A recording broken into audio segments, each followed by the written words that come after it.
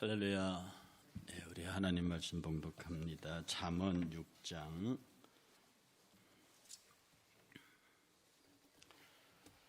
6장입니다. 20절. 잠언 6장 20절. 우리 함께 봉독하겠습니다. 20절부터 35절까지. 내 아들아, 내 아비의 명령을 지키며 내 어미의 법을 떠나지 말고 그것을 항상 내 마음에 새기며 내 목에 매라. 그것이 내가 다닐 때와 너를 인도하며 내가 잘 때에 너를 보호하며 내가 깰 때에 너와 더불어 말하니 대저 명령은 등불이요 법은 빛이요 훈계의 책망은 곧 생명의 길이라. 이것이 너를 켜 악한 여인에게 이방 여인의 혀로 호리는 말에 빠지지 않게 하리라. 내 마음에 그의 아름다움을 탐하지 말며 그 눈꺼풀에 홀리지 말라. 음녀로 말미암아 사람이 한 조각 떡만 남게 됨이며 음란한 여인은 귀한 생명을 사냥함이니라. 사람이 불을 품에 품고서야 어찌 그의 옷이 타지 아니하겠으며 사람이 숯불을 밟고서야 어찌 그의 발이 되지 아니하겠느냐. 남의 아내와 통관하는 자도 이와 같을 것이라. 그를 만지는 자마다 벌을 면하지 못하리라. 도둑이 만일 줄일 때에 배를 채우려고 도적질하면 사람이 그를 멸시하지는 아니하려니와 들키면 7배를 갚아야 하리니 심지어 자기 집에 있는 것을 다 내주게 되리라. 여인과 간음하는 자는 무지한 자라. 이것을 행하는 자는 자기의 영혼을 망하게 하며 상함과 능욕을 받고 부끄러움을 씻을 수 없게 되나니 남편이 투기로 분노하여 원수 갚는 날에 용서하지 아니하고 어떤 보상도 받지 아니하며 많은 선물을 줄지라도 듣지 아니하리라. 아멘. 신구약을 통틀어서 하나님께서 가장 싫어하는 범죄, 하나님이 가장 싫어하는 것을 세 가지로 정리하라고 그러면 첫 번째가 하나님의 존재, 하나님의 말씀, 소위 하나님의 존재와 하나님의 말씀, 이것을 부정하거나 모욕하거나 위협하거나 무시하는 것, 이것을 하나님께서 가장 경계하시고 또 하나님을 무시하고 부정하고 그의 계명을 박해하고 이런 소위 사탄의 세력의 가장 최첨단 업무에 해당하는 일들을 하는 이런 존재들에 관하여 하나님께서는 그 어떤 것보다도 강력하게 응징하시고 또 그것에 대해서는 추후에 용서의 여지도 남기지 않는, 그래서 우리 신약적으로 오게 되면 회개할 수 없는, 용서받을 수 없는 죄에 들어가는 것이 하나님의 존재와 그의 어미와 그의 말씀과 계명과 율례를 무시하고 또 위협하고 부정하는, 하나님의 존재를 부정하는 범죄, 이것을 하나님이 가장 싫어하십니다. 두 번째 하나님이 가장 싫어하는 것이 뭐냐 하면 하나님 이외에 다른 신을 섬기는 것, 이것을 영적 간음이라는 표현을 쓰고 있습니다. 우상 숭배, 이단, 그리고 종교 혼합주의, 이종교 저교 교리를 다 섞어서 같이 섬기는 것, 나 이외에는 다른 신을 섬기지 말라, 내 이름을 망령되이 긋지 말라, 내 형상을 빙자해서 어떤 것이든지 만들지 말라.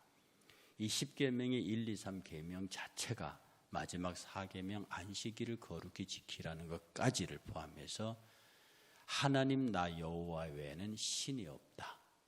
오직 그를 경배하고 그를 기뻐하고 그를 섬겨라. 이스라엘 백성에게 수도 없이 부탁하는 말이면 너희는 나를 떠나지 말라. 너희는 내 계명을, 내 율례를 네 이마에 붙이고 네 천정에 붙이고 문설주에 붙여서 들어오고 나가든지 나 외에는 여호와가 없느니라. 너희는 나의 백성이 되고 나는 너희의 하나님이 되겠다. 수도 없이 말, 나 외에는, 너희에게는 나 외에는 없다. 나 외에는 없다. 그런데 이스라엘 백성들이 하나님 외에 다른 신을 섬기죠. 그래서 하나님께서 블레셋, 암몬, 블레셋에게 여러 이방 신들에게 이방 신들을 믿는 백성들의 종이 되게 하는 그런 일들을 하게 하십니다. 더불어서 하나님께서 가장 싫어하시는 세 번째가 뭐냐면 인간의 육적 간음입니다. 하나님께서 정말 싫어하시는 일이죠. 이 일에 관해서 우리 로마서의 말씀을 잠깐 보겠습니다. 로마서 1장 한번 펴보시겠습니까? 로마서 1장을 보시면은요, 로마서 1장 18절을 보시겠습니다. 로마서 1장 18절부터 23절까지를 함께 봉독합니다. 로마서 1장 18절부터 23절. 하나님의 진노가 불의로 진리를 막는 사람들의 모든 경건치 않음과 불의에 대하여 하늘로부터 나타나나니 이는 하나님을 알만한 것이 그들 속에 보임이라. 하나님께서 이를 그들에게 보이셨느니라. 창세로부터 그의 보이지 아니하는 것들 곧 그의 영원하신 능력과 신성이 그가 만드신 만물에 분명히 보여 알려졌나니 그러므로 그들이 핑계하지 못할지니라. 하나님을 알되 하나님을 영화롭게도 아니하며 감사하지도 아니하고 오히려 그 생각이 허망하여지며 미련한 마음이 어두워졌나니 스스로 지혜 있다 하나 어리석게 되어 썩어지지 아니한 하나님의 영광을 썩어질 사람과 새와 짐승과 기어다니는 동물 모양의 우상으로 바꾸었느니라. 이게 뭐냐 하면 이방 종교가 어떻게 생겼는지를 보여줍니다. 이 로마서 1장은 인간의 타락에 관해서 얘기하는데 첫 번째 인간의 타락의 형태가 뭐냐면 하나님을 믿지 않고 하나님을 따르지 않고 썩어질 사람과 썩어지지 아니하는 하나님의 영광을 썩어질 사람과 금수와 짐승 버러지 형상의 우상으로 바꾸는, 그래서 무당들이 잡신을 섬기고 심지어 파리도 섬기는 영적 타락이 거기서 일어납니다. 이게 영적 간음이고 영적 타락입니다. 그런데 잠깐 뛰어서 28절부터 한번 끝절까지 한번 봉독해 보겠습니다. 28절. 또한 그들이 마음에 하나님 두기를 싫어하며 하나님께서 그들을 상실한 마음대로 내어버려 두사 합당하지 못한 일을 하게 하셨으니 곧 모든 불의, 추악, 탐욕, 악의가 가득한 자요 시기, 살인, 분쟁, 사기, 악독이 가득한 자요 수근수근하는 자요 비방하는 자요 하나님께서 미워하시는 자요 능욕하는 자요 교만한 자요 자랑하는 자요 악을 도모하는 자요 부모를 거역하는 자요 우매한 자요 배약하는 자라 무정한 자요 자비한 자라. 그들이 같은 일 행하는 자를 사형에 해당한다고 하나님께서 정하심을 알고도 자기들만 행할 뿐 아니라 또한 그런 일을 행하는 자들을 옳다 하느니라. 여기 나와 있는 것이 인간의 도덕적 삶에서 나타나는 범죄들입니다. 근데 여기에 이런 형법적으로 다룰 수 있는 죄목들이 나야 되는데 여기에 간음이 없어요. 우리 일반적인 인간의 도덕적 범죄 항목에 간음죄가 없다고요. 그런데 이게 어디가 있느냐 하면 24절 보겠습니다. 24절부터 27절까지. 그러므로 하나님께서 그들을 마음의 정욕대로 더러움에 내버려 두사 그들의 몸을 서로 욕되게 하셨으니 이는 그들이 하나님의 진리로 거짓 것으로 바꾸어 피조물을 조물주보다 더 경배하고 섬김이라. 주는 곧 영원히 찬송할 이시로다. 아멘. 이 때문에 하나님께서 그들을 부끄러운 욕심에 내버려 두셨으니 곧 그들이 여자들을 순리대로 쓸 것을 바꾸어 영리로 쓰며 그와 같이 남자들 순리대로 여자 쓰기를 버리고 서로 향하여 음욕이 부릴 듯하며 남자가 남자와 더불어 부끄러운 일을 행하여 그들의 그릇 때문에 상당한 보응을 그들 자신이 받았느니라. 여기 18절부터 23절까지는 하나님 앞에 영적으로 경건하게 살지 못하는 영적 간음자에 대한 하나님의 정죄가 있고, 그 다음에 28절부터 32절까지 이 땅에 사는 이들의 도덕적 타락에 관하여 하나님의 벌하심이 있는데 그 사이에 끼어있는 이 표현이 동성애입니다. 이 동성애는 성적 타락의 최고봉이에요. 그러면 사도 바울이 왜 인간의 도덕적 범죄 항목 속에 간음죄를 넣지 않고 성적 타락의 죄를 한 항목으로 띄어내서 그것도 동성애라고 하는 극치의 범죄를 선두에 세워서 이 성적 타락이 하나님 하는 영적 간음과 인간의 도덕적 타락의 중간에 놓으셨냐 하면 18절부터 23절까지의 이 이야기는 하나님과 인간 사이에서 벌어질 수 있는 영적인 범죄들입니다. 그리고 여기 있는 28절부터 32절의 말씀은 인간과 인간 사이에서 벌어지는 도덕적 범죄예요. 육적 범죄란 뜻입니다. 그런데 이 성적 문제는 반영, 반육의 범죄라는 거죠. 성경의 다른 표현을 빌면 다른 죄는 몸 밖에 짓는 것이지만 이 성적인 범죄는 몸 안에 짓는 것이다. 오늘 본문에 나와 있는 이러한 하나님의 경고가 아니더라도 구체적인 사실을 든 경고가 아니더라도 이것은 하나님께서 단순한 인간의 도덕적 타락으로 치부하지 않으시고 하나님의 거룩한 성전을 침노한 영적인 범죄로 보고 중히 엄히 반드시 필히 정죄하시고 직접 심판하시겠다는 의지가 나타나 있습니다. 인간의 성적의 타락의 끝은 동성애입니다. 왜 교회가 동성애를 기를 쓰고 이토록 반대하는 거 하니 자고로 한 나라의 멸망은 동성애 때문에 망했습니다. 소돔과 고모라의 최고의 범죄가 동성애였습니다. 하나님의 사자가 소돔과 고모라를 멸하기 위해서 그 성에 들어갔을 때 롯의 집에 들어가는 하나님의 사람을 그 소돔 사람들이 끌어내서 우리와 그와 상관하겠다고 하는 이 상관은 성적인 표현입니다. 동성애의 표현이죠. 그 정도로 소돔과 고모라가 파멸 지경에까지 성적 타락에 이르렀습니다. 결국 그렇게 해서 멸망하는 거죠. 여러분이 잘 아는 그 거대한 대원제국, 이 땅에 제국이 건설된 이래 가장 동서를 통틀어서 큰 제국을 이루었던 원나라의 멸망도 동성애였습니다. 지금 한국교회가 차별금지법이라고 하는 이 대명제 앞에 그것을 귀를 쓰고 반대하는 것은 다시 말씀드리지만 교회는 차별금지에 찬성합니다.